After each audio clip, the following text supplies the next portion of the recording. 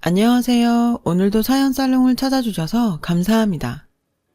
저는 30대 초등학교 여교사예요.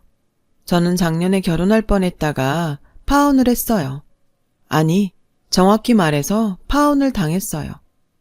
파혼을 하고 한동안 정말 많이 힘들었는데 얼마 전 이런 저의 억울함을 한 방에 씻겨 내려가게 해준 일이 있어 속 시원한 마음에 이렇게 사연을 보내봅니다. 저의 파혼 이유는 저희 부모님 직업 때문이었어요. 부모님은 시장에 있는 작은 점포에서 음식 장사를 하고 계시거든요. 왜 시장에 가면 호떡도 팔고 옥수수도 파는 그런 가게요. 저희 부모님은 각자 그런 작은 점포에서 지금까지도 호떡과 붕어빵, 옥수수 같은 것들을 팔고 계세요. 부모님은 각자 처녀총각 때 시장에서 운명처럼 만났어요. 호떡 아가씨와 붕어빵 총각으로 불리며 자연스럽게 연인이 되었고 그 인연은 결혼으로 이어져 저희 부모님이 되셨죠. 제가 태어나기도 전부터 각자의 점포에서 지금까지 한결같은 정성으로 최선을 다해 음식을 만들고 계세요. 멋모르던 아주 어릴 땐 엄마 아빠가 팔다 남은 맛있는 음식을 매일 먹을 수 있어서 좋았던 기억이 아직도 나는데 저는 학교에 다니고부터는 이상하게도 엄마 아빠가 시장에서 그런 장사를 한다는 게 창피하다고 생각했어요. 그래서 친구들이 혹시나 시장에 와서 저희 부모님을 볼까봐 일부러 저는 시장 근처엔 얼씬도 하지 않았었죠. 저는 매년 학기 초 부모님의 직업을 써내야 하는 안내문엔 엄마는 전업주부, 아빠는 회사원이라고 거짓말로 썼고 혹시라도 친구 중 누군가 저희 부모님이 시장에서 장사하는 것을 알게 될까봐 전전긍긍했어요. 그냥 싸구려 음식인데 뭘 그렇게 신경 써. 그냥 만들어도 사람들은 몰라. 모르긴 왜 몰라. 먹어본 사람들은 다 알아. 사람 입에 얼마나 정직한데. 그리고 사람 입에 들어가는 음식엔 다 정성이 들어가야 하는 거야. 그냥 싸구려 음식인데. 엄마 음식이 값으로 따지자면 싼 건 맞지만 그만큼 힘든 사람들이 자주 찾아주는 음식이니까 더 신경 써야지. 아빠도 그래서 일부러 좋은 판만 골라서 삶으시잖아. 엄마 아빠는 비록 싼 음식이지만 온 마음을 다해서 만들고 싶어. 고작 몇백 원, 몇천 원 하는 음식인데 저는 매일 저녁 호떡 반죽에 들어가는 육수를 만드는 엄마와 새벽까지 팥을 삶는 아빠를 보며 누가 알아준다고 저런 고생을 하는지 이해가 가지 않았어요. 하지만 점차 철없던 생각은 한결같은 정성으로 음식을 만드는 부모님을 보고 점차 바뀌게 되었고 세상은 저희 부모님처럼 정직하고 성실하게 살아야 한다는 큰 교훈을 배우게 되었나 봐요. 나중엔 저희 부모님의 직업을 무척 존중하게 되었어요.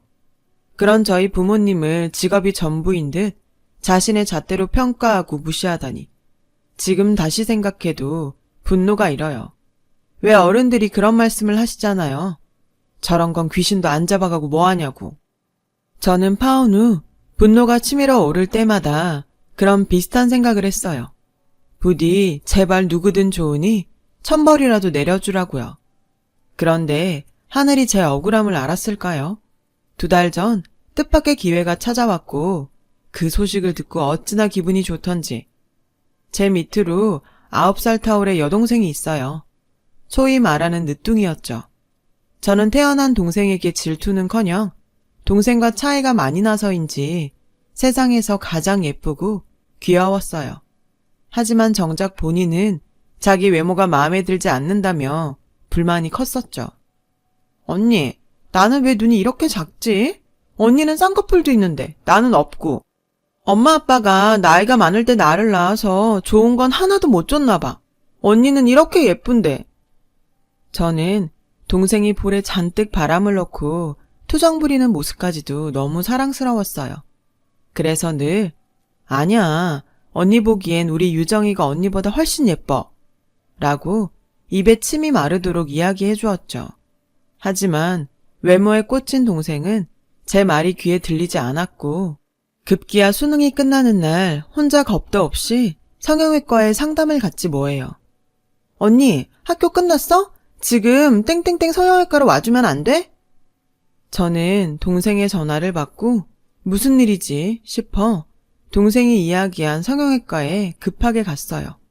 가서는 얼굴에 사인펜으로 잔뜩 그림 같은 게 그려져 있는 동생을 보게 되었어요. 너 얼굴이 왜 그래? 영문을 모르는 저는 동생을 보고 놀라서 물었어요. 그러자 언니, 내가 상담을 받았거든. 마침 수험생 할인도 해준다는데 어떻게 언니가 대신 병원비 좀 내주면 안 될까? 여기 간호사 언니한테 물어봤는데 카드로 결제하면 무이자 할부도 된대. 저는 황당하고 어이가 없었어요. 하지만 제 동생은 제가 결제를 해줄 거라고 믿었는지 잔뜩 기대하고 서 있더군요. 저는 가방에 있던 물티슈를 꺼내 동생의 얼굴을 닦았어요. 그러자 동생은 놀라며 제 손을 붙잡고 하지마, 이대로 수술해야 한단 말이야. 네가 수술할 데가 어딨어. 언니가 말했지. 넌 충분히 이쁘다고. 그러니까 얼른 지우고 집에 가자. 싫어, 나 오늘 수술할 거야.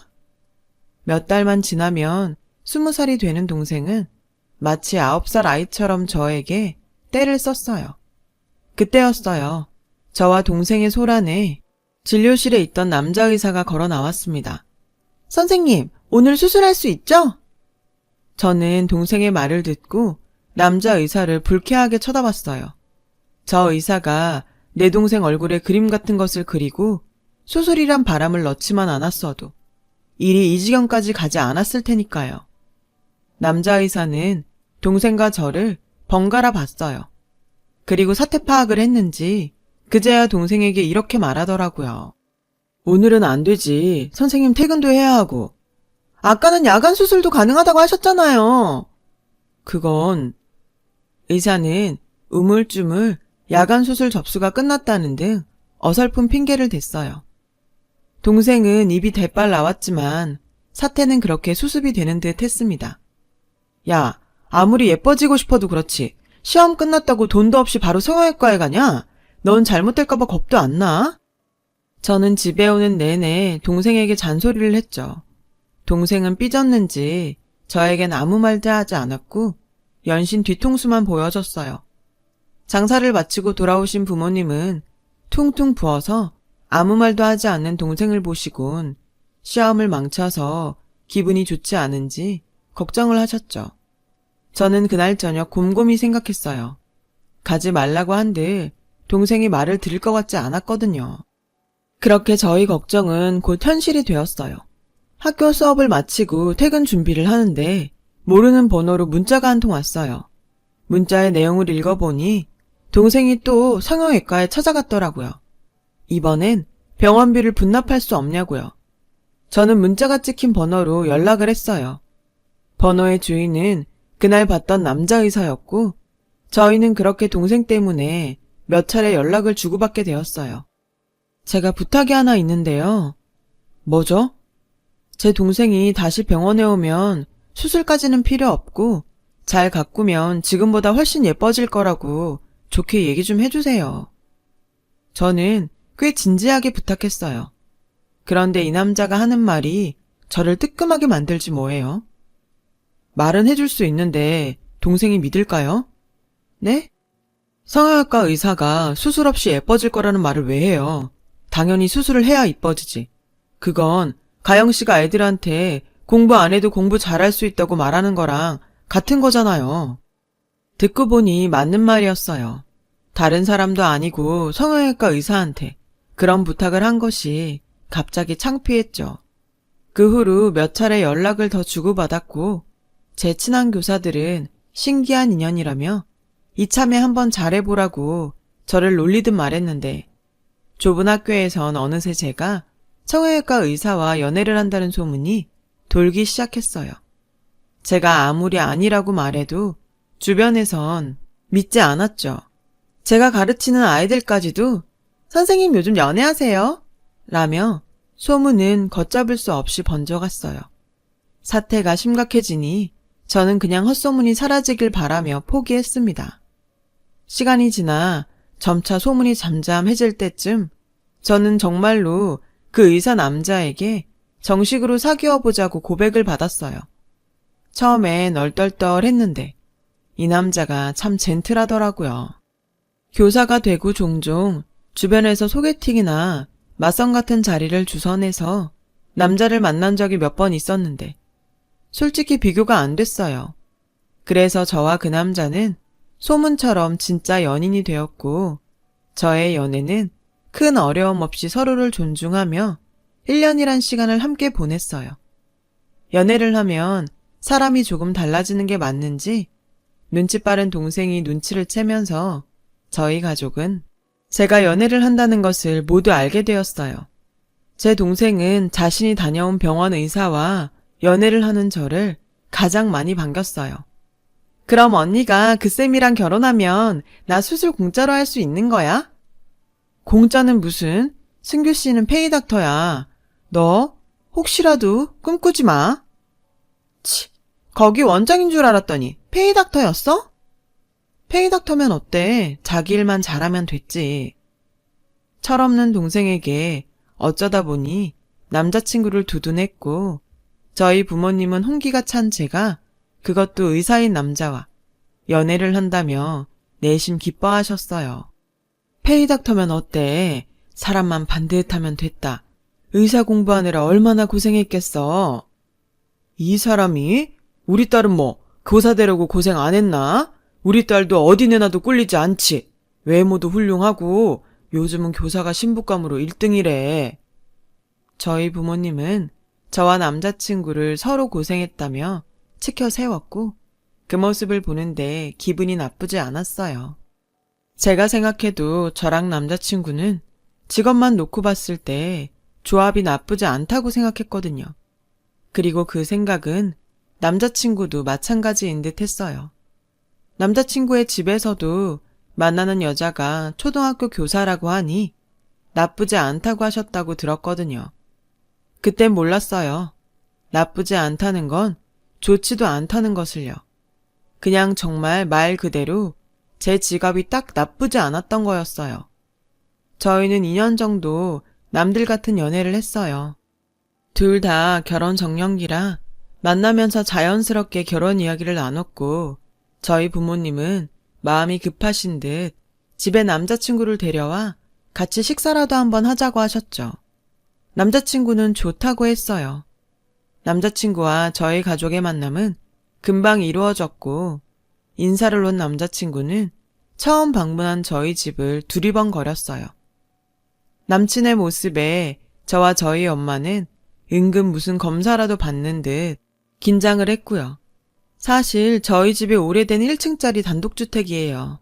이미 이사를 왔을 때부터 저희 집은 지어진 지 20년이 넘었었고 그 해에는 40년이 넘어가고 있었죠. 그리고 집안의 살림도 상황은 크게 다르지 않았어요. 보기엔 확실히 집은 오래되고 낡은 느낌이 강했어요. 평소엔 모르고 살았는데 남자친구를 집에 데려오니 별것들이 다 눈에 들어와 심란하더라고요. 하지만 남자친구는 저희 집에 대해 아무 말도 하지 않았어요. 오히려 저희 엄마가 해준 음식이 맛있다고 싱글벙글이었죠.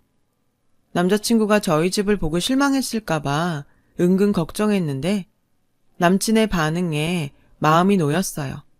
그리고 그 후 저희 집에서는 거의 제가 이 사람과 결혼한다는 것이 기정사실처럼 여겨졌어요. 그리고 얼마 후 저도 남친 집에 인사를 가게 되었어요. 그날은 남자친구의 홀어머니를 뵐 생각에 옷과 화장에 잔뜩 신경을 쓰고 꽃다발까지 준비했는데 남자친구는 자기 집 앞에서 저에게 전혀 생각하지 않았던 말을 꺼냈어요. 있잖아, 사실은 내가 자기 부모님 직업을 거짓말했어. 남자친구는 자기 엄마에게 저희 부모님이 카페 프랜차이즈 사업을 하고 계신다고 거짓말을 했다고 하더라고요. 저는 그 말을 듣고 어이가 없고 화가 났어요. 저도 뭐라 할 처지는 아니지만 남자친구의 집이 그리 썩 풍족하진 않다고 들었거든요. 저는 모르면 몰라도 적어도 그런 재산이나 조건으로 이렇게나 마음을 다칠 거라고는 생각도 하지 못했어요. 그래서 불쾌한 마음에 그냥 가겠다고 돌아서니 어머, 닥터강, 우리 아들 벌써 왔어. 어서 와요. 내가 우리 승규 엄마예요. 반가워요. 그의 어머니가 케이크를 사들고 저희 쪽으로 걸어오지 않겠어요. 당황한 저희를 보며 그의 어머니는 아무것도 모른 채 집으로 들어가자고 하셨고 저는 얼떨결에 그의 집에 들어가게 되었어요. 그가 사는 아파트는 20평이 조금 넘었는데요. 저희 집에 비해 훨씬 낡았어요. 그의 어머니는 초면인 저에게 남자친구가 고등학교 때 남편과 이혼을 하고 혼자 어렵게 남편을 의대에 보냈다고 지난날을 자랑스럽게 이야기하셨어요. 남자친구가 저희 부모님에 대해 거짓말을 하지 않았다면 전혀 개의치 않았을 이야기였는데 저는 내내 마음이 편하지 않았어요. 마치 어릴 때 친구들이 저희 부모님의 직업을 알까봐 전전긍긍을 했을 때와 똑같았어요. 그리고 제가 우려하던 일은 곧 현실이 되었어요. 가영 씨라고 했나? 가영 씨는 지금 어느 동네 살아요? 우리 승규도 슬슬 개원을 해야 하는데 어느 동네가 괜찮을지 요즘 내가 부동산만 다닌다니까. 그의 어머니는 제게 사는 동네를 물으셨어요. 제 대답에 아, 거긴 동네가 좀 애매한데 재개발 얘기가 있긴 한데 시장 근처라 그런지 손님 격이 좀 떨어지는 것 같고 아, 그래도 뭐 부모님이 사업을 하시니까 돈 걱정은 없겠네요. 그죠? 체인점 이름이 뭐예요? 저는 그의 어머니 말에 목구멍에 가시가 박힌 듯 불편했어요. 그래서 저는 그의 어머니에게 저희 부모님의 직업을 사실대로 이야기했습니다. 언젠가는 아실 텐데 언제 들킬까 끙끙거리기 싫었거든요. 사실 저희 부모님은 시장에서 호떡이랑 붕어빵을 파세요. 뭐? 잠깐만. 내가 지금 뭘 들은 거야? 시장? 호떡? 그의 어머니는 제 말에 깜짝 놀라셨는지 어이가 없다는 듯 호들갑을 떠셨어요. 그 모습에 저는 민망했고 남자친구는 당황한 눈치였어요. 엄마, 내가 이따가 설명할게. 어머, 기막혀? 설마 내가 아는 시장 안에서 비위생적으로 파는 싸구려 호떡이랑 붕어빵 말하는 거예요? 그의 어머니는 저에게 도끼 눈을 하며 사실 확인을 했어요. 비위생적이라는 둥, 싸구려라는 둥, 기분 나쁜 단어들에 꽂혀 저는 아무런 대답도 하지 않았죠. 제 반응에 그의 어머니는 답답하다는 듯 일어나 냉장고에서 찬물을 꺼내 그 자리에서 벌컥벌컥 마시더라고요. 그리고 아주 불쾌한 눈으로 저를 쳐다보더니 그 찬물을 갑자기 저에게 뿌리셨고 저는 처음 당하는 수모에 놀라 그의 어머니를 쳐다봤어요. 그러자 그의 어머니는 성난 코뿔소처럼 씩씩거리며 저에게 화를 내기 시작하셨어요. 미안한데 이 결혼은 무효야. 나는 그런 싸구려 불량식품이나 파는 집구석하고는 사돈할 생각이 눈꼽만큼도 없거든. 초등학교 교사라고 해서 나쁘지 않다고 생각했는데 어디 감히 그런 하찮은 집에서 우리 아들을 넘봐? 아주 웃기지도 않아. 그런 집구석에서 자란 주제에 지 기분이 나빠? 그렇다고 대답을 하네? 역시 보고 자란 게 그 꼬라지니. 하찮은 집? 저는 저희 집보다도 더 초라한 그의 집을 보면서 헛웃음이 나왔어요. 그러는 사이 남자친구는 놀라서 얼른 수건을 가져와 제 얼굴을 닦아주더라고요. 그 모습에 더욱 화가 뻗친 그의 어머니는 다 큰 당신의 아들의 등짝을 후려치며 이렇게 말씀하셨어요. 내가 너를 어떻게 키웠는데 이런 말도 안 되는 집구석 여자를 데리고 와? 저는 더는 그 집에 있을 수 없었죠. 남자친구의 손을 뿌리치고 그 집을 뛰쳐나왔어요. 그리고 오는 택시 안에서 내내 울었어요. 되먹지 못한 사람이 얘기하는 그 웃기지도 않은 말에 헛웃음도 나왔지만 그 사람이 그의 어머니인 것이 마음 아팠고 입에서 나온 아픈 단어들을 마냥 흘려들을 수가 없었어요. 그날 밤 남자친구는 연신 전화와 문자로 미안하다고 했어요. 어떡하든 자기 엄마를 설득할 테니 기다려달라고 애원했죠. 저는 남자친구에게 헤어지자고 말했고요. 니네 집이 그렇게 잘났어? 지들 처지는 생각도 하지 않고 우리 부모님 직업이 하찮다고? 창피하다고? 너, 내가 그렇게 창피했니? 그렇게 거짓말하는 너와 똑같은 너의 집과는 더는 엮이고 싶지 않아. 너 같은 사람이 좋았던 내가 다 창피하다야. 그렇게 얘기했죠. 제 말을 들은 남자친구는 아무 말도 하지 못하더라고요. 저희는 그렇게 헤어지는 듯 했어요.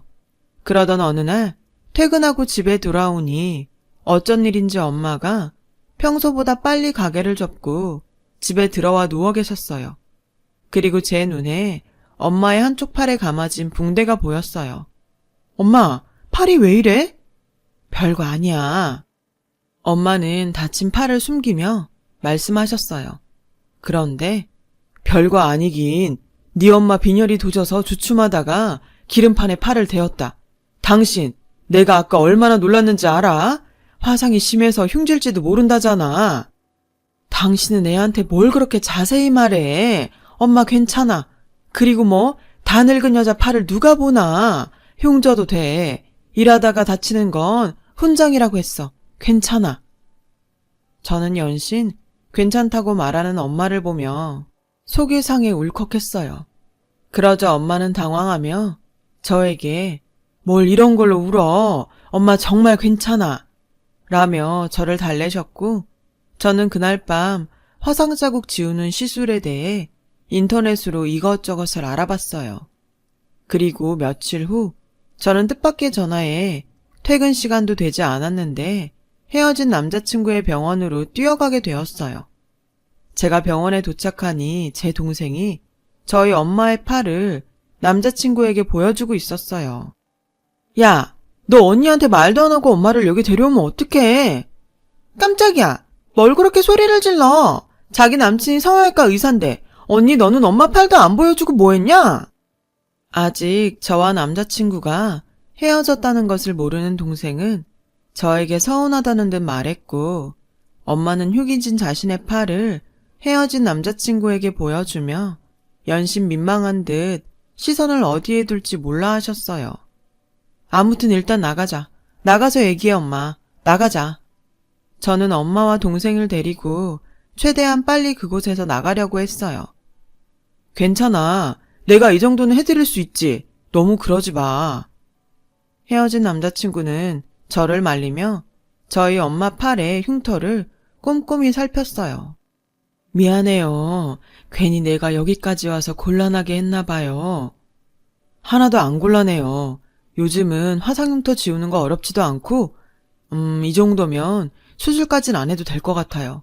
시간은 좀 걸리겠지만 계속 치료받으시면 많이 좋아지실 거예요. 어머, 다행이네. 솔직히 말은 안 했어도 걱정했거든. 결혼도 하기 전에 내가 벌써 의사 사위 덕을 보네. 저희 엄마의 사위라는 말에 저는 마음이 불편했어요. 그리고 마치 제 예감이 맞았다는 듯 다신 보고 싶지 않았던 그의 어머니를 병원에서 보게 되었습니다. 어머, 이게 다 뭐야? 그리고 뭐? 사위? 엄마, 연락도 없이 갑자기 여긴 왜 오셨어요? 내가 내 아들 보려고 왔는데 연락해야 하니? 다신 볼 일 없을 줄 알았는데 이 끈질긴 거지 같은 사람들은 다 뭐야? 저는 아무런 거리낌 없이 막말을 쏟아내는 그의 어머니 앞에 더는 가만히 있고 싶지 않았어요. 그래서 거지 같다니요. 말씀 가려서 하세요. 그래? 듣기는 싫은가 보네. 그럼 여길 오지 말았어야지. 헤어졌으면 그만이지. 뭔 덕을 보겠다고 여길 와? 염치도 없어 정말. 가영아, 이게 다 무슨 말이니? 너 헤어졌어? 이봐요, 호떡 아줌마. 전 그쪽 같은 집안이랑 엮이고 싶지 않으니까 당장 나가세요. 저희 엄마는 그의 어머니의 몰상식한 태도에 놀라서 손을 부들부들 떠셨어요. 그 모습에 화가 난 저는 태어나 처음으로 저보다 나이 많은 어른에게 핏대를 세우며 목소리를 높였습니다. 누가 들으면 이 병원 아줌마 아들 건 줄 알겠네요. 저도 당신 같은 몰상식하고 무식한 집안이랑 어쩌고 싶은 생각 없어요. 붙잡아도 나갈 거고 있으라고 사정해도 나갈 거니 비키기나 하세요. 뭐? 어디 선생이라는 게 말본새 좀 봐? 저는 더는 대꾸도 하지 않고 저희 엄마를 데리고 병원을 나왔고 저희 엄마와 동생은 병원을 나오고 나서도 꽤 충격받은 듯 넋을 놓고 있었어요. 영문을 모르는 아빠는 무슨 일이 있었냐며 답답해 하셨지만 차마 병원에서 있었던 일을 말할 순 없었어요. 그저 제가 죄인이다 싶은 마음뿐이었죠. 엄마는 충격의 후유증으로 3일 연속 장사를 나가지 못했어요. 그러던 중 전화 한 통을 받고 엄마는 다음 날 나갈 채비를 하셨어요. 어디가? 장사 나가게? 더 쉬지. 부동산에서 시장 입구 건물에 월세 계약하러 사람이 온대. 거기 가게 나갔어? 사실 너 결혼하면 결혼 자금으로 쓰려고 미안하지만 빼달라고 했지. 아빠 건물에 마침 자리도 있고 해서 좋게 말했더니 옮겨줬어. 괜히 그분들한테 죄송하네. 어쩔 수 없지. 엄마는 앞으로 너랑 유정이 생각해서 이제 장사 그만둘 거야. 어디 번듯한 가게 차려서 남들이 니네들 무시 못하게 할 거야. 엄마는 제 결혼이 엎어진 이유가 당신 때문이라고 생각하는 듯 했어요. 그 모습을 보는 저는 자식으로서 정말 그런 남자와 결혼을 하려고 했다는 것이 뼈저리게 후회됐고요. 저는 엄마의 상태가 불안해 함께 가겠다고 따라 나섰고 엄마는 괜찮다고 하셨지만 때마침 학교가 방학이라 시간도 많아 저는 함께 가겠다고 고집을 피웠죠. 그리고 저희가 도착한 그곳에서 정말 어이없게도 그의 어머니를 보게 되었는데 부동산 사장님의 말을 들어보니 페이닥터인 당신 아들의 병원을 개원하려고 월세를 알아보고 있더군요. 시장통 주변 사람들은 손님들도 격이 떨어지니 어쩌니 하더니 여기까진 왜 왔대요? 여튼 아무것도 모르는 부동산 아저씨는 그의 어머니한테 여기 건물 주인이라며 저희 엄마를 소개했어요. 그러자 그의 어머니는 눈이 튀어나올 듯 커지더니 아니, 사장님이 뭐 잘못한 거 아니에요? 어떻게 이 건물이 이 여자 거예요? 시장 바닥에서 싸구려 호떡이나 파는데 어떻게 이 큰 건물 주인이야? 말씀 이상하게 하시네. 여기 이 호떡집 사장님 거 맞아요. 그리고 여기 근방의 좋은 자리 건물들은 죄다 호떡집 사장님이랑 남편분 거예요. 말도 안 돼. 사장님 뭐 잘못하신 거 아니에요? 내가 이 동네에서 몇 년인데 싫으면 다른 동네 가든가. 솔직히 여기 자리가 워낙 좋고 이 주인분들이 항상 싸게 주셔서 들어오고 싶어서 줄 선 사람 많아요. 아, 짜증나. 계약하실 거예요, 말 거예요? 잠시만요.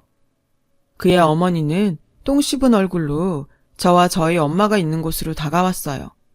저는 저희 모녀 앞으로 다가온 그의 어머니를 보며 고소하다는 듯 이렇게 말했죠. 하필 이런 집구석이 이 건물 주인이라 어째요? 다른 사람들한테는 월세 줘도 아줌마한텐 절대 안 줘요. 저기, 그래, 툭 까놓고 내가 미안하다. 솔직히 난 니네 집에 이렇게 건물이 많은지 몰랐잖니? 내가 알았으면 그렇게 했겠어? 너는 왜 친장 마련 안에서 문제를 이렇게 어렵게 만드니? 사돈, 그때는 제가 정말 죄송했어요. 그냥 다 잊고 우리 처음부터 다시 이야기해봐요. 저는 얼굴을 싹 바꾸고 저에게 살랑살랑 웃는 그의 어머니라는 여자를 보니 참았던 화가 치밀어 올라 이렇게 큰 소리를 쳤어요. 뭐라는 거야? 건물이 있건 없건 달라지는 건 없어요. 돈 한 푼 없는 그지 집안인 줄 알았다가 이제 돈 좀 있어 보이니까 아까워요? 본인도 집불 가진 거 없으면서 잘난 의사 아들 팔지 말고 인생 똑바로 사세요. 저희 커져가는 목소리에 저희 엄마는 이제 그만하라는 듯 제 옷자락을 잡아당기시며 가영아 그만해라 하며 나가자고 하셨어요. 다급해진 그의 어머니는 지난번에는 정말 죄송했어요. 여자 혼자 아이 키우면서 사는 게 힘들어서 팍팍하게 살다 보니 제가 실수를 했네요. 사돈, 제가 정말 잘못했습니다. 저의 아들 얼굴 봐서 이 결혼 다시 진행해 주세요. 저 여기 계약하려고 살던 집이며 아들 앞으로 대출도 많이 받았어요. 이 건물 위치에 비해서 월세가 많이 싸서 순전히 여기 하나 보고 다 올인했는데 제발 저희 모자 좀 살려주세요. 저희 엄마는 기가 차서 다시 손을 바들바들 떠시기 시작했어요. 그 모습에 뒤늦게 연락을 받고 온 아빠는 무슨 일이냐며 저에게 물었고 제가 사실대로 이야기하자 아빠는 비상계단에 놓여있던 빗자루를 가지고 와선 그의 어머니를 쓸어버리기 시작했어요. 도대체 건물에 쓰레기가 왜 이렇게 많은 거야? 이러니 재수가 없잖아. 그의 어머니는 저희 아빠의 빗자루에 밀리며 일어나셨고, 상황이 이렇게 되니 창피한 그의 어머니는 살다 살다 이런 꼴은 처음이라며 혼자 성질을 부리다가 그 자리를 도망쳤어요. 저희 엄마와 저는 그 모습에 그동안 답답했던 속이 뻥 하고 뚫리는 듯 시원했죠. 그 후 저희 동네의 건물값이 무섭게 오르기 시작했어요. 저희 엄마의 건물은 물론이고 아빠의 건물까지 합세해 저희 부모님은 태어나 처음으로 가장 큰 돈을 손에 넣게 되셨고, 저는 농담처럼 이제 장사는 그만두고 좋은 집에서 편하게 쉬시며 살려고 말했는데, 무슨 소리, 돈은 자고로 자기 손으로 벌어야지. 이 돈은 잘 뒀다가 우리 딸들 시집갈 때 잘 써야지. 나랑 네 아빠는 시장에서 장사하는 게 천직이야. 안 그래요, 여보? 당신 말이 맞지. 시장엔 사람 사는 냄새가 나서 재밌어. 그리고 우리가 없으면 오다 가다 호떡 하나 붕어빵 하나 사 먹는 사람들은 다 어떡하니? 우린 음식도 팔지만 그런 재미도 판다. 그래요. 엄마 아빠 즐거우시면 됐어요. 저랑 동생 때문에 장사 그만두시지는 마세요. 이만하면 정말 저희 부모님은 천상의 짝꿍이 아닐 수 없다는 생각이 들어요. 저도 언젠가는 이런 저희 부모님의 가치를 알아주는 짝꿍을 만날 수 있겠죠. 비록 파혼이란 겪지 않았으면 좋았을 인생의 고비를 넘겼지만 저는 이번에 또 한 번 저희 부모님으로부터 많은 것을 배우게 된 것 같아요. 직업에는 귀천이 없다고 하죠. 추억을 판다는 저희 아빠의 말을 들으니 정말 그 말이 맞는 것 같다는 생각이 듭니다. 지금까지 제 사연 들어주셔서 감사합니다. 하시는 일에 모두 보람과 행복이 함께하길 진심으로 바랍니다. 여러분, 사연 댓글에 응원과 현명한 조언 부탁드려요. 좋아요와 구독은 저에게 큰 힘이 됩니다. 오늘도 좋은 일 가득하세요.